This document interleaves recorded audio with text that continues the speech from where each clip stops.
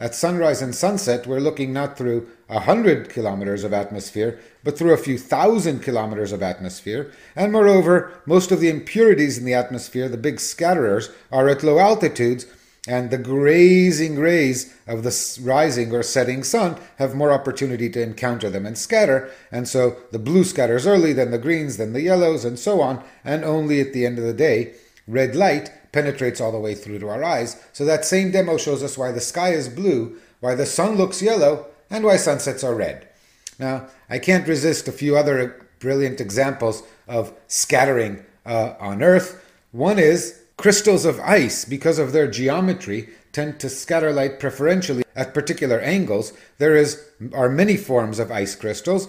One hexagonal form that forms in high altitude clouds tends to scatter light at an angle of 22 degrees, and so you very often see at night the moon with a 22-degree ring around it. So again, this is moonlight that was not aimed at you, but at someone 22 degrees away from you, was deflected and is hitting you. And so you see this beautiful ring around the moon. You can get a ring around the sun, but the sun is too brilliant. On the other hand, the geometry of water droplets and the optical properties of water say that water droplets like to scatter light through an angle of 140 degrees approximately. What this means is that the light is returning in the direction of the sun, and it forms a big circle with a radius of 40 degrees around the direction diametrically opposed to the sun. And so if the sun is high in the sky, this is typically below you and you don't see anything. But if the sun is low, you can see parts of a big circle in the sky in the direction opposite the direction of the sun. And because the light has gone through water and the optical properties of water depend on the wavelength, different colors of light get deflected by slightly different angles, and we get the brilliant phenomenon of the rainbow. And as I said, the best rainbows are always early in the morning or late in the afternoon. The sun is low and the rainbow therefore high. If you want to see a rainbow at midday with the sun overhead, you have to be able to be looking down at the clouds, as this paraglider pilot is doing. The round rainbow, in this case double, with the shadow of your glider in the middle, is called a glory, and it is indeed a glorious sight. The sun, as we know, has a blackbody spectrum. It's a blackbody with a temperature of 6,000 degrees, and it looks white. In general, the blackbody spectrum is sufficiently broad that anything with a temperature of a few thousand degrees, the sun, an incandescent lamp, such that the maximum is anywhere near the visible, will not create sufficient differences between the way it activates our green, blue, and red receptors to give us a great sensation of color. So the sun appears to us white. Remember, its wavelength of maximum emission is right smack in the middle of the visible spectrum in the green, and it makes a beautiful rainbow of colors. And here someone has laid out the solar spectrum line by line by line, so this is to be read like a book. It's a very detailed spectrum of the sun, and indeed there's a blackbody spectrum here centered on the green, but there are these gaps, there are holes, there are specific wavelengths along the spectrum in which there are holes. Something is eating. The blackbody spectrum is continuous. Something is absorbing the light at particular wavelengths. And this was a discovery by Fraunhofer in 1814. And a few years later, Kirchhoff and Bunsen discover that if you heat a tenuous gas, a gas under low pressure and very low density, then the gas will glow if you either heat it by burning or ionize it by passing a current through it. When the gas is sufficiently tenuous, the light that it glows with is actually not blackbody spectrum, but only discrete spectral lines. And Kirchhoff is the one who figured out the regularity that relates these two pictures, and let's see how that works. We have incandescent light here, or if you want any black body, say a star, and like the sun. If you are looking at this star, then you will see in your spectrometer a continuous blackbody spectrum with the maximum emission determined by the temperature of the star.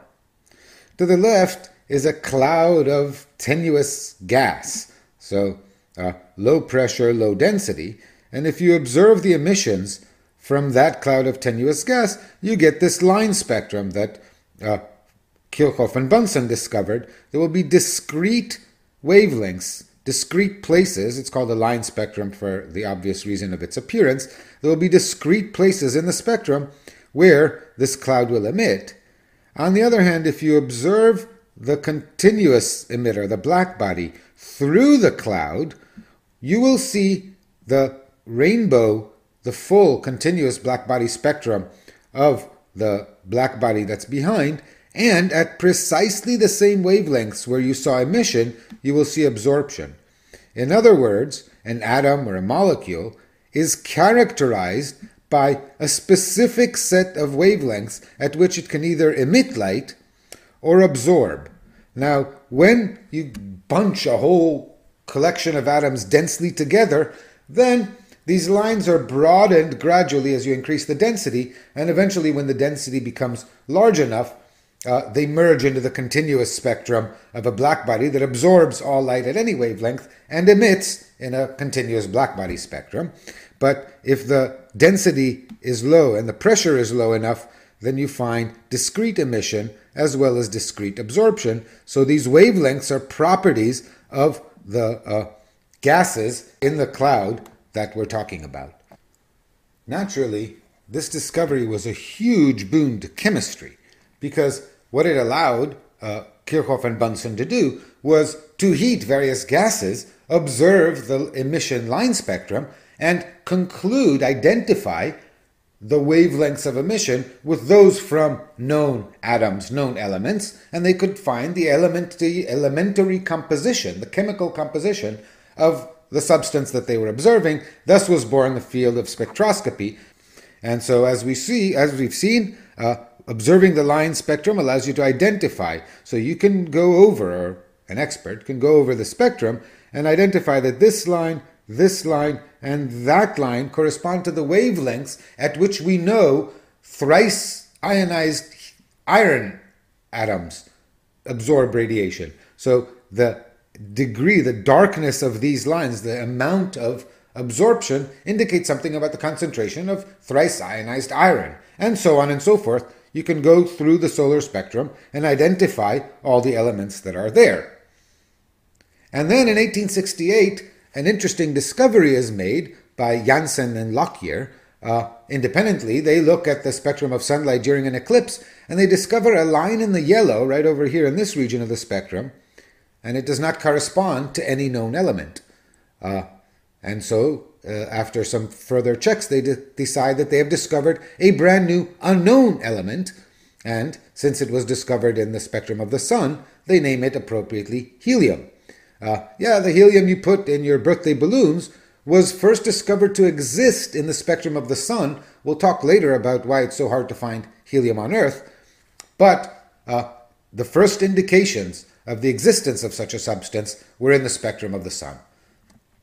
So observing the line spectrum of an astronomical object will tell us about its chemical composition, and as we shall see, a whole lot more. So spectra will be with us for a good part of the class. Understanding why particular atoms emitted at particular wavelengths was an interesting problem, but before that could be solved, a revolution in our understanding of the structure of the atom had emerged. By this time, J.J. Thomson had discovered that one of the constituents of matter was something he called electrons. They were responsible for the conduction of electricity and metal, hence the name, and they were negatively charged. And one suspected that an atom, being electrically neutral, would have some positive charge and some electrons. And indeed, Rutherford, in 1909, sets out to discover this structure with his students Geiger and Marsden. And what he discovers is astonishing. He discovers that most of the mass of the atom is contained in a positive nucleus whose size is of the order of 10 to the minus 15 meters. For the sake of comparison, the size of an atom is on the order of 10 to the minus 10 meters, so angstroms. So only 100,000th of the radius of an atom, remember you have to cube this to get the volume, is taken up by most of the mass. So there's a very tiny, very heavy, very compact nucleus, and it's surrounded, Rutherford understands, by electrons. The charge of the nucleus is the atomic number of the element, depending on the atom, and there are a corresponding number of negatively charged electrons, so the whole thing is neutral. And what Rutherford concludes is that the electrons are essentially orbiting the nucleus in Keplerian orbits, which is what gives this large size with the mass concentrated very tightly in the middle. This is a beautiful example of universality. The force law between electrons and protons is Coulomb's law. It's quadratic. You get exactly the same elliptical orbits that you see in the solar system. And so this is the picture of the atom that we're so familiar with. And then once we understand this, then atoms can bind chemically by trading, sharing electrons, or deforming the distribution of their electron orbits. The development of chemistry from this point is very quick, and chemistry is the science of electronic rearrangement.